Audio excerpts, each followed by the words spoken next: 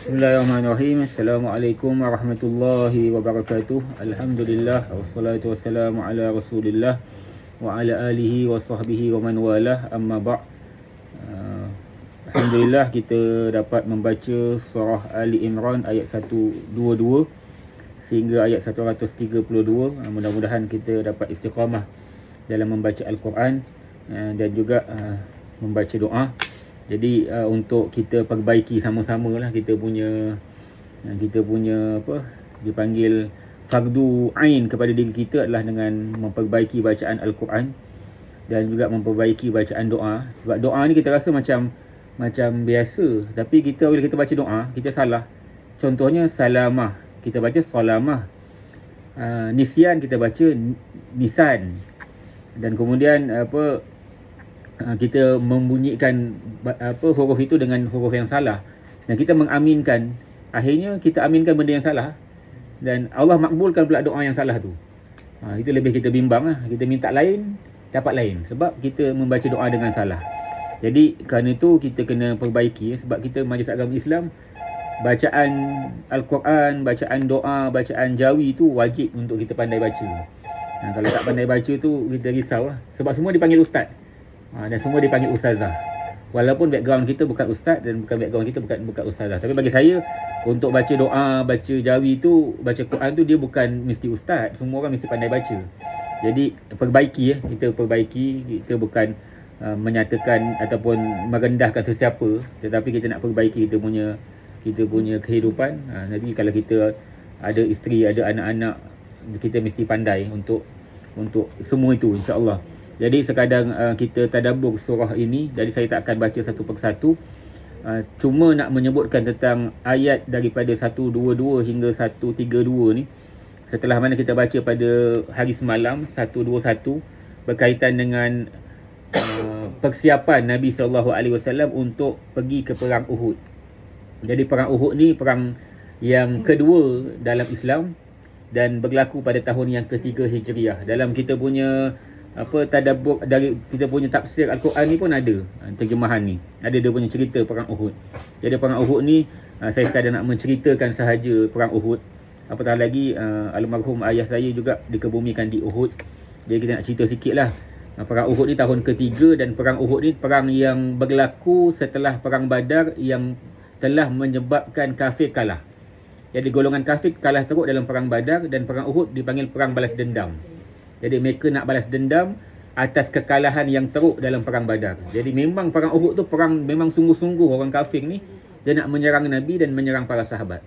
Jadi dia berlaku di Uhud, di Jabal Uhud, Bukit Uhud, sehingga dinamakan perangnya dengan perang Uhud yang berlaku pada bulan Syawal tahun yang ketiga Hijriah. Jadi dalam peperangan tersebut dia ada 3 fasa. Dia ada fasa pertama, fasa kedua dan fasa ketiga. Fasa pertama, orang Islam dia ada 2 kumpulan. Satu yang menyerang kumpulan kafir, yang kedua yang berada di Jabal Rumah. Jadi kalau tuan-tuan nanti pergi dekat Mekah ataupun pergi ke Madinah, pergi ke Uhud, ada satu bukit kecil dekat dengan perkuburan Uhud namanya Jabal Rumah. Bukit pemanah dipanggil. Bukit pemanah itu ditempatkan pemanah-pemanah dan strategi daripada Nabi, apabila datang musuh maka pemanah akan panah daripada atas bukit. Akhirnya musuh tak mampu nak mara ke hadapan dan mereka terpaksa mengundur ke belakang sebab panahan yang sangat banyak daripada bukit pemanah.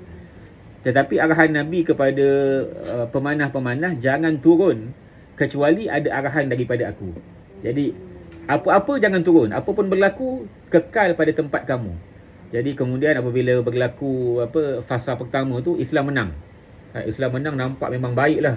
Tentera kafir ramai yang mati dan kemudian mereka terpaksa mengundur ke belakang. Akhirnya mereka nak menyerah kalah sebab nak patah balik. Sebab ada panahan-panahan yang mereka tak mampu nak mara ke depan. Jadi apabila kafir berundur tanpa membawa harta perang, sebab biasanya orang perang ni akan bawa harta dia. Jadi apabila mereka nak lari ke belakang, mereka tinggalkan harta. Banyak harta yang tertinggal di kaki gunung Uhud, kaki bukit Uhud. Jadi akhirnya pemanah-pemanah tu nampak kan, dia tengok kita dah menang dah, semua dah lari dah daripada atas, dah nampak dah semua lari dah ke belakang dan harta dah tinggal banyak. Dia terlupa arahan daripada Nabi. Nabi kata jangan turun, tapi tetap dia turun sebab nampak harta. Nampak logik akalnya menang, maka mereka pun turun daripada Bukit Pemanah. Apabila Bukit Pemanah mereka turun, Khalid bin Al-Walid waktu tu belum Islam. Dia belum Islam waktu tu. Dia nampak tentera Islam berada di lereng bukit, turun daripada Bukit Pemanah. Dia pun pusing daripada Gunung Uhud sebelah belakang. Kalau tuan-tuan tengok Gunung Uhud tu, dia bukan gunung yang kecil, dia gunung yang besar. Jadi kalau nak pusing ke belakang tu, dia makan lebih kurang dalam 8-7 km. Jadi dia pusing ke belakang. Dia pusing ke belakang je, dia serang hendap daripada belakang. Dengan pacuan kudanya yang laju, dia pun pacu kuda sampai ke belakang. Maka dia menyerang hendap tentera Islam daripada belakang. Dan kemudian ramai daripada tentera Islam yang gugur syahid. Jadi di antaranya adalah di antaranya Hamzah bin Abdul Muttalib, pakcik Nabi. Hamzah bin Abdul Muttalib yang gugur kat situ, Mus'ab bin Umair, ramai lagi di kalangan para sahabat yang gugur dalam peperangan tersebut. Dan yang lebih dahsyat, Rasulullah terpaksa lari naik ke Gunung Uhud untuk menyelamatkan dirinya. Dan Rasulullah cedera. Dalam perang lain Rasulullah tak cedera. Kenapa? Sebab Rasulullah biasanya kalau perang, sahabat akan keliling Rasulullah. Dia akan mengelilingi Rasulullah sehingga Rasulullah selamat. Mereka akan keliling. Sebab kalau nak serang je, mereka akan tadah jasad mereka, badan. Tapi dalam perang Uhud mereka bertempiaran. Rasulullah terpaksa sendirian untuk naik ke Gunung Uhud sehingga gigi Nabi patah. Sehingga Rasulullah punya pipi kena pada tombak ataupun panah. Jadi cedera Nabi. Hanya perang Uhud saja Rasulullah cedera. Perang lain Rasulullah tak cedera. Jadi lepas daripada itu, maka ada beberapa orang sahabat kejar Nabi dan selamatkan Nabi SAW. Ada berita yang menyatakan Rasulullah telah wafat.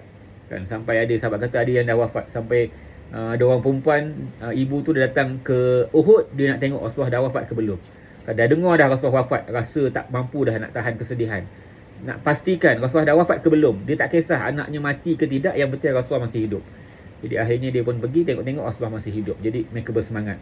Jadi setelah daripada itu, maka pada fasa yang kedua Islam kalah. Serangan yang kedua Islam kalah. Jadi cedera parah mereka.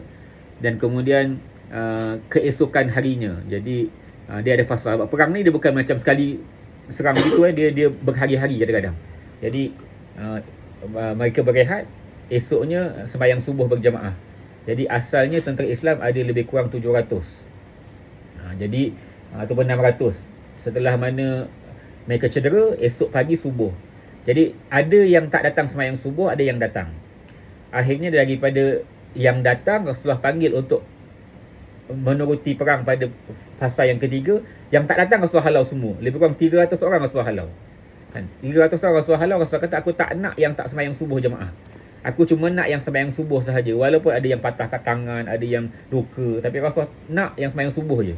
Rasulullah nak yang kualiti. Yang tinggal cuma 300 orang je. Ada riwayat kata asalnya 700, jadi Rasulullah buang 300, tinggal 300. Jadi Rasulullah nak ambil yang kualiti, bukan kuantiti. Rasulullah nak yang kualiti. Akhirnya pada fasa yang ketiga, walaupun kumpulan Islam itu sedikit, tapi kerana mereka itu kualiti dan mereka menang pada fasa ketiga.